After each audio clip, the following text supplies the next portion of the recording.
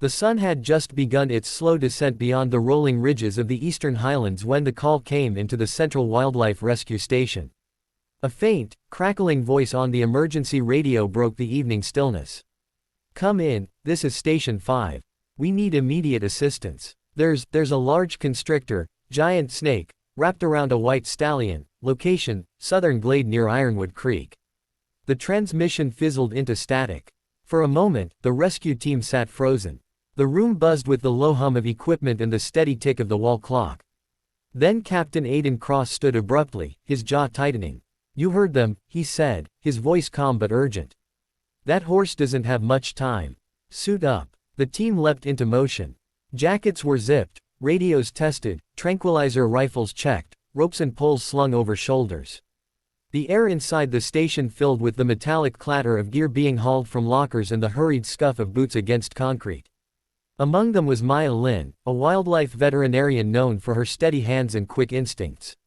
She tucked her medkit against her side and glanced toward Aiden. "If it's really a giant python, we'll need both strength and precision. The coils can crush bones in minutes. Then we move faster than it does," Aiden replied grimly. Within moments, the rescue truck roared to life, headlights slicing through the gathering dusk as it sped along the dirt road toward Ironwood Creek. The team inside remained silent, each lost in thought, the urgency pressing down like a weight. The terrain grew rougher as they neared the glade, the road narrowing into little more than a trail bordered by thick forest. The cries of nightbirds echoed from the treetops, and the scent of damp earth filled the air. Finally, they skidded to a halt at the creek's edge, where Station 5's unit awaited them.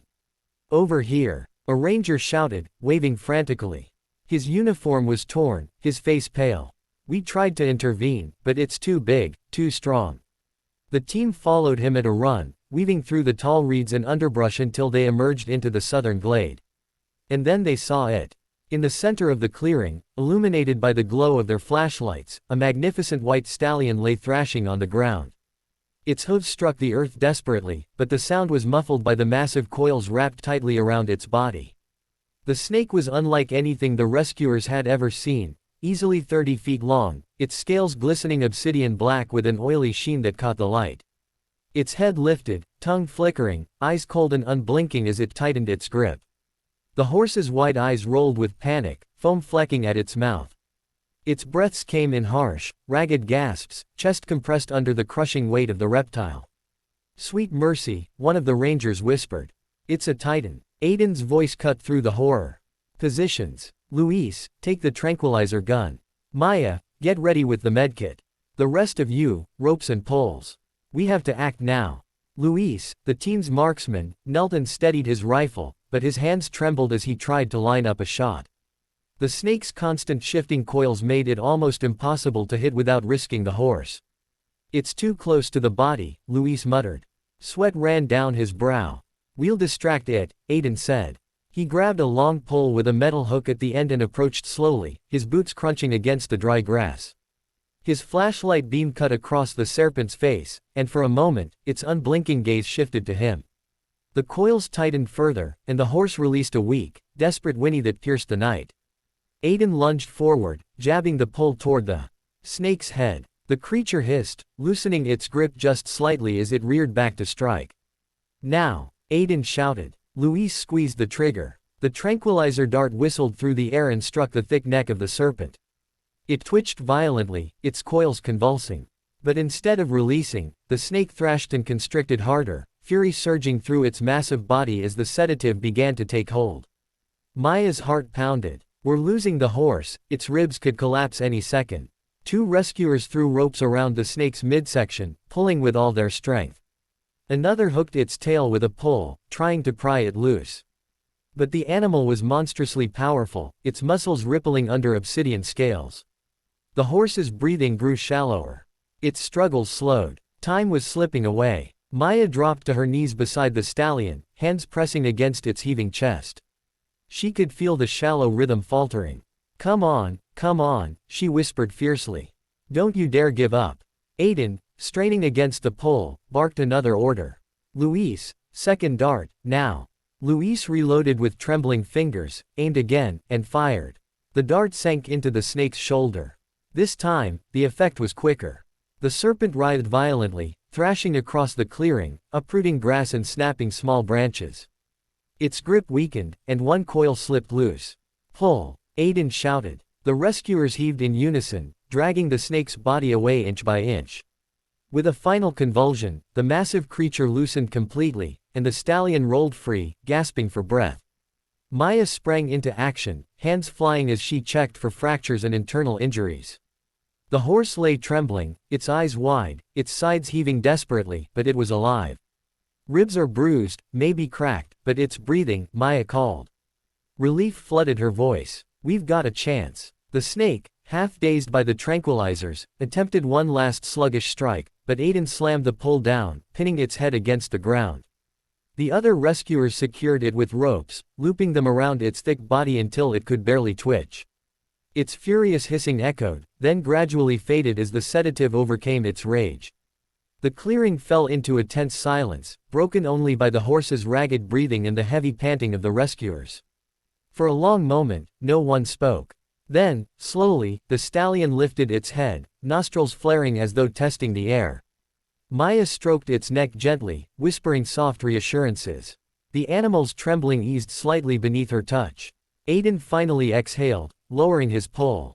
"We did it," he murmured. Then louder, "Good work, team. Everyone's alive, that's what matters."